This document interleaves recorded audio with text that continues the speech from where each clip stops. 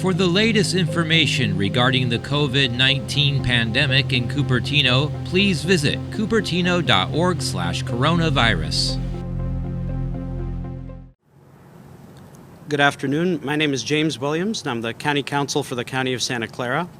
Thank you for joining us for an important update and announcement today with respect to COVID-19. Joining me this afternoon are a number, over 20, healthcare professionals and paramedics who are dealing with the front lines of the increase in hospitalizations here in Santa Clara County. And speaking this afternoon with some important announcements and updates, joining me will be Dr. Sarah Cody, our County Public Health Officer, Dr. Clifford Wang, Chair of the Department of Medicine at Valley Medical Center, Elizabeth Bruley, RN, the Emergency Department Manager at O'Connor Hospital, and available for questions will be Dr. Jeff Smith, the County Executive, and Dr. Ahmad Kamal, the Head of the Emergency Operations Center Healthcare Surge Branch. I'm going to begin by turning it over to Dr. Cody, who's going to talk about where we currently are with respect to cases and hospitalizations, and then I will come back and talk more about some of the updates that we're making today.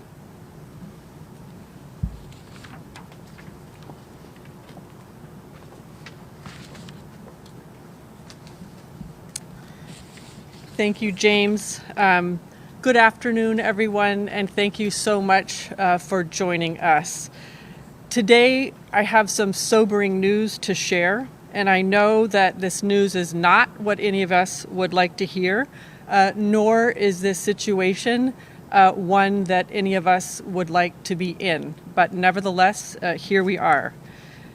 And I also know that many people living in our county have been making extraordinary sacrifices over the last many months, since February. And now we are asking everyone to do more, even more. The decisions that we are making today are extraordinarily difficult ones, far more difficult than they were when we made similar decisions in March. However, we have come to a place where our cases and our hospitalizations are so high that we must do something to settle things down. I have been sounding the alarm about our rising case rates and hospitalizations for some time, and we are now at a critical inflection point.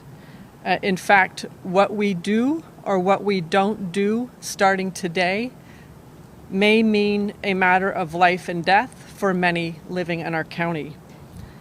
So our case rates and our hospitalizations continue to surge. We have a few graphs here to show you. I'm going to tell you what I see, and I want to show you what I see. I want the public and all of you to know and to see what we know and what we see and why we're making the decisions that we're making. This is our epidemic curve that you've seen many times, and you can see that over there on the far part of the curve in November, our case rates have been surging since the beginning of November. In fact, we now have the highest case rate of any county in the San Francisco Bay Area. Just today, we had 760 new cases, far shattering any previous record by over 200 cases. Those cases were from people who had their specimens collected, 95% of them over the last 5 days, so these are recent cases. In addition, and our next slide, our next graphic, these are hospitalizations. All of our hospitals combined, these are the number of people with COVID in hospital beds over time. And you can again see the very sharp rise that's been occurring in November. Today, the number of people with COVID in hospitals across our county is 239. That is also a record. We have never had that many people in with COVID requiring hospitalization ever in the pandemic to date. People hospitalized with COVID, that number has more than doubled since November 12th, as you can see there. We had just 110 on November 12th, and we now have 239.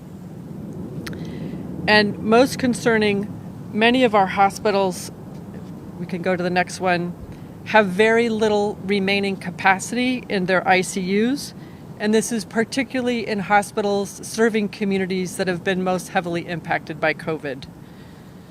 This pandemic is like a high-speed train, and our projections tell us that we are on target to derail by around the third week of December if we don't apply brakes right now with all our collective might. To further complicate our situation, we also have many added challenges at this point in the pandemic. These projections that we have, they don't account for the fact that our hospitals typically fill with patients this time of year, whether it be from cold and flu or for other reasons. So there's even less capacity to absorb a surge in COVID patients. These projections that we have also don't take into account Thanksgiving, where many people did gather and many people did travel, and we anticipate that this is going to create a surge, also not accounted for in our current projections. In addition, whereas in the past, in the spring and in the summer, when we were surging, we would always know that there would be healthcare workers, travelers from other parts of the country that could come in and help if we needed. And right now, as you know, every part of the country is experiencing a COVID surge as we are. And so we must plan to ensure that we are able to take care of ourselves with the healthcare workers currently in our hospitals. So this is our hospitalizations are a significant concern, and they are the primary driver for the decisions that we are making. We want to ensure, as always, that everyone who needs care, be it because they are ill with COVID or have a heart attack or stroke or a trauma victim or simply need to deliver a child, that they have access to the best health care available with trained staff to care for them. And so today we are between an extreme rock and a hard place. Of course, we will be continuing our focused measures to control COVID, our testing, our contact tracing, our outbreak investigations, isolation, quarantine, education, public communication, enforcement. All of those things we will continue to do. Yet we must do more. We must take broader measures because our focused measures, as we've seen, are no match for the tsunami of cases and hospitalizations that are coming. So we will continue to go all in, and we are asking everyone in the community to stand with us and to do the same. So today we are announcing a tightening of our directives, and James will discuss these details. This is not a shelter-in-place order as I issued in March, but nevertheless, the broader message is simple, and that is that we urge everyone to stay home to the greatest extent that you can. Please stay home. Do not go out unless it is for essential reasons or essential purposes. We are in the midst of this severe surge. I want you to know that we do not ask people to take these measures lightly. We do not put these restrictions on businesses lightly. These are extraordinarily painful and difficult decisions, but it is a matter of life and death, and we must slow this train or it will derail. But I am confident that together we can do this, we can beat it back, we have done it before, and we will do it again. Thank you so much, and I'm going to turn it over to James to provide further detail.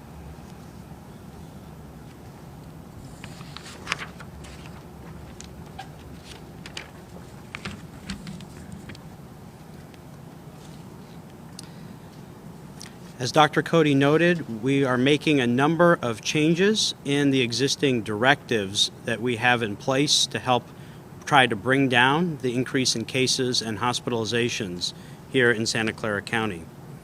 I'm going to walk through what some of those key changes are, and of course they'll be available on our website. We have an executive summary that we're putting out. These changes will go into effect on Monday and will remain in place until at least December 21st. First and most significantly, we are across the board reducing the capacity in indoor facilities that are open to the public. Specifically, stores and all other facilities open to the public will be limited to a 10% capacity indoors. Grocery stores, drugstores, and pharmacies, however, will be allowed to operate at 25% capacity indoors. And that's to ensure sufficient access to food and medicine. In addition, to help make these capacity limitations real, all facilities open to the public must establish a metering system to ensure that the applicable capacity limits are not exceeded. So, for example, they can achieve that by posting somebody at the entrance to count those entering or exiting. Again, these capacity limits will be applying across the board to indoor facilities open to the public. For outdoor gatherings, we'll continue to allow outdoor gatherings, and the state allows them for First Amendment purposes, such as religious services or protests, even in the purple tier. However, the maximum will be reduced to 100 people. For professional, collegiate, and youth sports, all recreational activities that involve physical contact or close proximity with persons outside of one's household, including all contact sports, will be temporarily prohibited. People can continue to engage in other outdoor athletic or recreational activities that don't involve direct contact or close proximity. Card rooms, both indoors and outdoors, will be temporarily closed. Hotels and other lodging facilities will be only open for essential travel or for use to facilitate isolation and quarantine.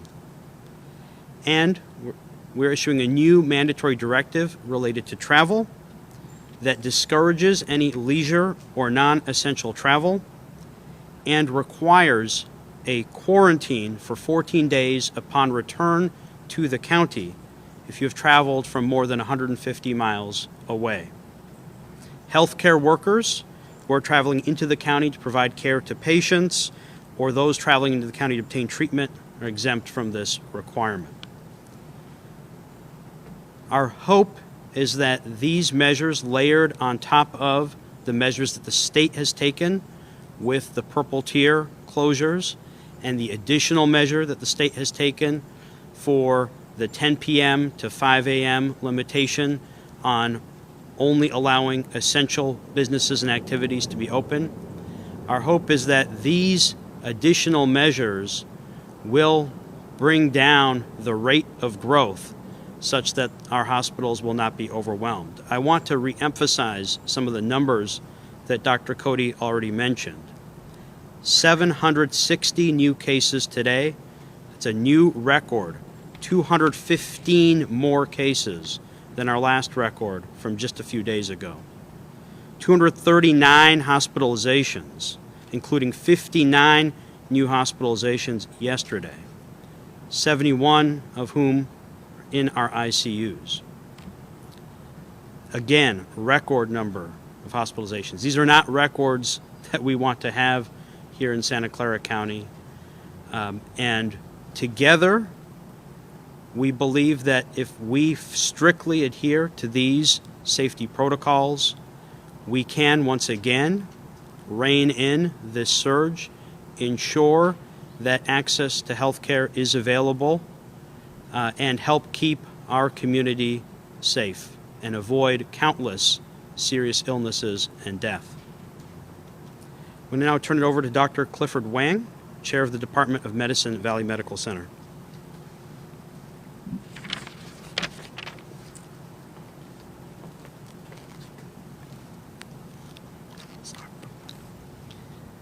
Well, good afternoon.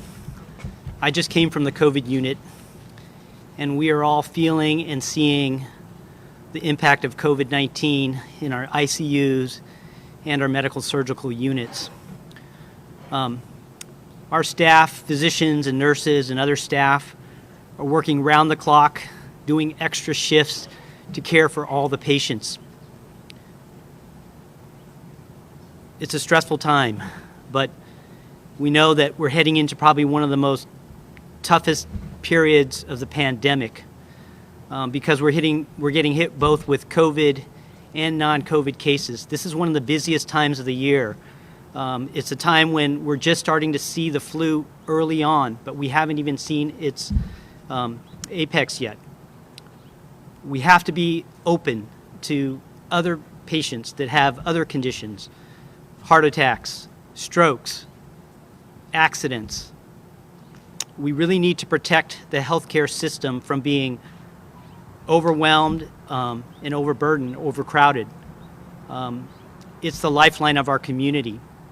So we really need your help to really decrease the spread of this condition, COVID-19, so that we can keep our doors open to all patients during this time. Please wear a mask, physically distance, avoid large gatherings, and try to stay at home as much as you can. We really appreciate your help. We're counting on the whole community. Please help us during this time. Thank you. Elizabeth is going to share with you as well from O'Connor Hospital.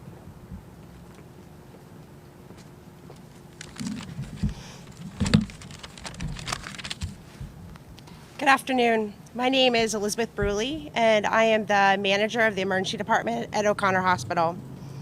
Like other hospitals in this county, we have seen a concerning increase in the number of patients admitted with COVID into our hospitals. We need to be sure that our hospitals have enough space and staff to take care of these patients. Those with COVID, as well as patients with other illnesses. It is important for us to take measures to decrease the community spread of COVID to ensure that our hospitals can be there to take care of everyone. Thank you very much for your support.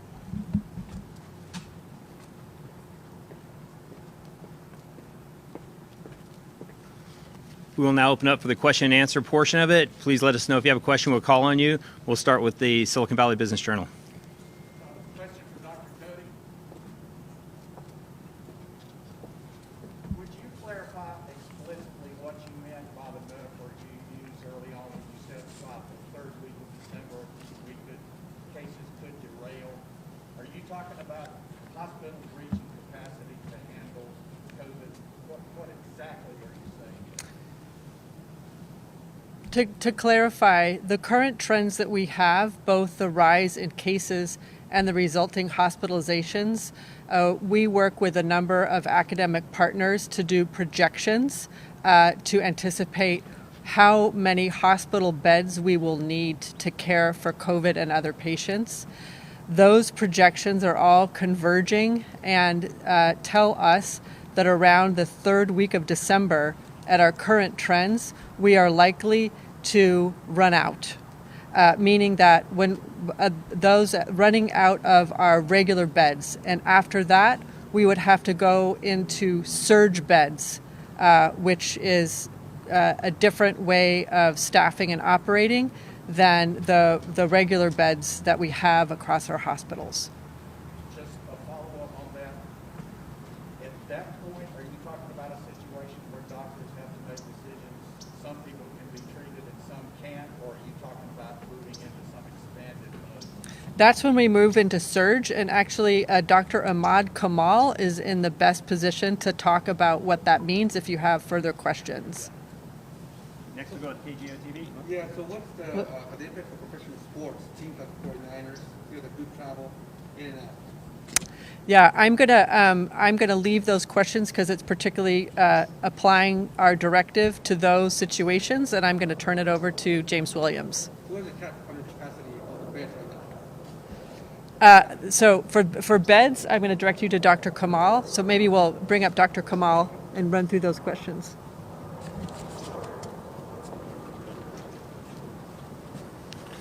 So we've been working with our hospitals since the beginning of this pandemic to come up with plans as to what to do in such a scenario.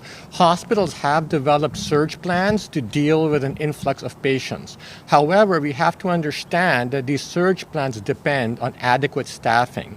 At the current time, given the state of the pandemic throughout the country, staffing shortages are very real. So we have to be cognizant of the fact that the hospitals cannot do this by themselves. We as a community must take steps to prevent the transmission of COVID so that hospitals are able to keep up. In answer to your questions, we are hoping to never get to the point where doctors need to make the very difficult decisions you alluded to. That is why we are taking the steps today that we need to do. Next question for KPIX, please. I mean, what is the impact of professional sports?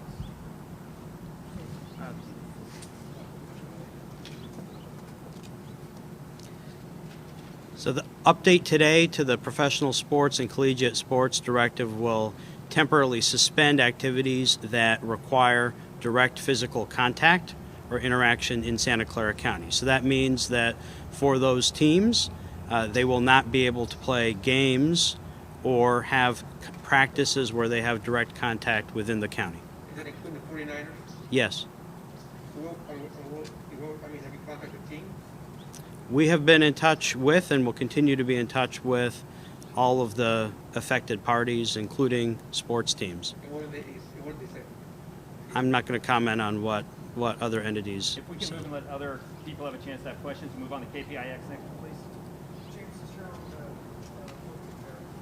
me about any effects of outdoor dining as it is right now, or not facing restrictions? Sure. So the question is about outdoor dining. Outdoor dining will remain open. We have some very stringent rules in place with respect to outdoor dining, including spacing between tables and many other requirements. As you probably know, we continue to be in a pretty significant effort with respect to compliance, and those efforts will continue not just this weekend but going forward. And we believe that if there is appropriate, strict adherence to those protocols, the outdoor dining at this time couldn't continue. Clarifying a couple more things. You say park rooms, indoors, and outdoors closed. Would that mean day 101 and Matrix, those are basically closed at this point then? Yes, that is correct. And then also you talked about requiring travelers to quarantine for 14 days. Those are the folks who are coming in, whether they're residents here or not? Yes. So how do you enforce that? Sure. Joe Smith just came back. Thank you for that question, because that is, I think, one of the most significant new pieces. It's a new directive related to travel. Any persons entering into Santa Clara County, whether they are residents who traveled and have now returned, or others who are coming in to visit, will need to quarantine for 14 days if they've come from a point of origin more than 150 miles from the county. And the intent behind that is we recognize that there are people from adjacent locales who live and work across county lines. The requirements will have to be provided to travelers upon arrival. So we're requiring transit facilities where people may be coming from greater than 150 miles. So for example, the airport or train stations, to affirmatively provide the quarantine information to those travelers so that they know upon arrival, and to also provide notices to publicize that requirement. There are other states that have put in place various forms of quarantine measures. We are very concerned about, of course, the situation more broadly across the United States and elsewhere in California.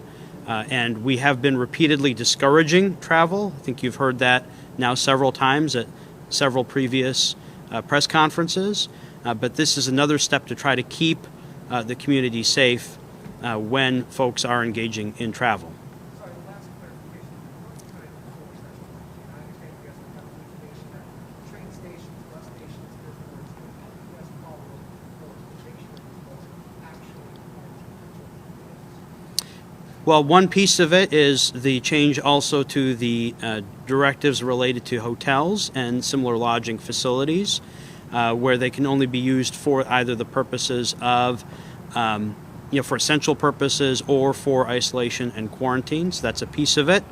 But it's part of our overall enforcement efforts. We have actually had most people in this community take these measures very seriously, and I think people will recognize what a pivotal and critical time we are in right now. Carol, anything to that? Yeah, despite all these changes that you've announced, am I clear that there's been no change to the tier status? Correct. So the question was about the tier status, which is from the state. The state has this 4-tier system: purple, red, orange, yellow. We remain in the purple tier under the state framework, and so all of the state's purple tier restrictions remain in effect here locally. So for example, under the purple tier, the state prohibits indoor dining. Under the purple tier, the state prohibits a number of other indoor activities, such as indoor family entertainment centers. All those state prohibitions remain in place. This is an additional protective layer on top of that state framework. And you've gone through the case numbers and the hospitalizations. Can you update us on death count? If I recall the number correctly, I believe we are at 476 deaths. And unfortunately, we know that number will rise in the coming days, given the number of patients in the hospital and given the rising case counts. Deaths lag the rise in cases, and they lag the rise in hospitalizations. So that's something we're extremely concerned about. We don't want to see more death in our community as a result of COVID. Channel 2? You mentioned the spike in the most recent spike is the impact that you guys have seen. Is that just a full early that's going to come back when everybody starts to come back to this area and potentially travel more family again? So the question is, this spike in cases, the 760 cases that we have today, what does that mean with Thanksgiving and travel and gatherings related to Thanksgiving? These are, of course, cases where the specimen was collected before Thanksgiving, and so it doesn't reflect what may be happening or may have happened in the last few days. And we are extremely concerned, as Dr. Cody mentioned, that we are going to see those numbers climb even further. This virus, like many, grows exponentially if unchecked, and that exponential growth is what has us most concerned. So you got, as you kind of ready to prepare to receive the vaccine, it is coming, as the federal government said. I'm sorry, I missed the question. Is the county ready to receive the vaccine as the federal government? So the question is whether we're ready to receive the vaccine. We have a whole team in the Emergency Operations Center that's focused on logistics issues related to the vaccine, so that we are absolutely in a position when it arrives in the county to be able to distribute it and to work with healthcare providers to ensure that distribution. There are a lot of different vaccines out there and several that are in the final stages. They all have different characteristics, and we're aware of that and taking that into account in all of our logistical planning. KPX? Yes, I know you guys have said in the past, pandemic impact will be helpful in the health aspects. For the business owners who are saying that, okay, holiday season, this is what we need. Basically, to make enough money to go through the next several months. If you guys to put back capacity for people at facilities to 10%, they're saying we might as well just close this down. Tell business owners who are saying, we're this closing now with the restrictions, we are going to close down. So the question is about businesses and the impact of these capacity reductions, especially during the holiday shopping season. I think there's three things that I would share. First of all, this is extraordinarily difficult. I think Dr. Cody mentioned these are not easy decisions, and no one wants to be in this position. But the health of our economy and the health of our community actually go hand in hand. It's not so much a balancing. When we have a virus running unchecked in our community, that itself contributes to economic hardship in our community. Serious illness and death also contributes to economic hardship in addition to the extraordinary human suffering. And these things are fundamentally interrelated. They're inextricably intertwined. We want to be in a position where absolutely businesses can be open at full capacity. And we're taking these measures to at least allow the 10% capacity with metering so that as much as possible, folks can still go in. They're not closed completely like a full shelter in place would be. But there's no doubt it's extraordinarily challenging for the entire community. It's extraordinarily challenging for our healthcare providers, absolutely for affected families, and emphatically as well for business owners and for workers. This is an unprecedented pandemic, and no life in this county is untouched.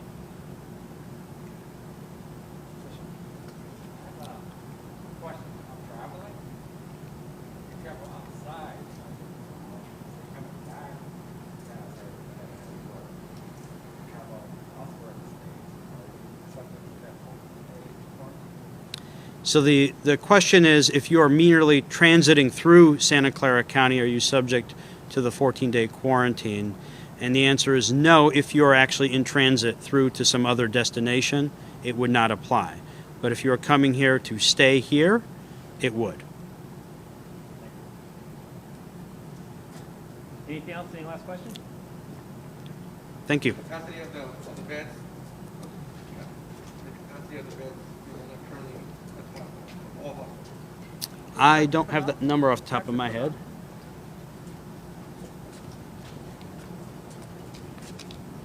As of yesterday, there were approximately 70 ICU beds reported unoccupied in hospitals. We have to keep in mind that on top of that, many hospitals have 5 or fewer beds. This means that their ability to take care of additional patients, whether they be for COVID or other critical health conditions, is quite limited.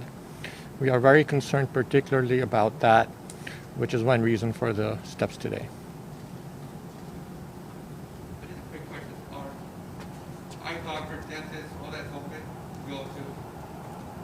We can further help. Yeah, all healthcare operations remain open, and they remain open under both the state framework and locally, just as they did during shelter in place.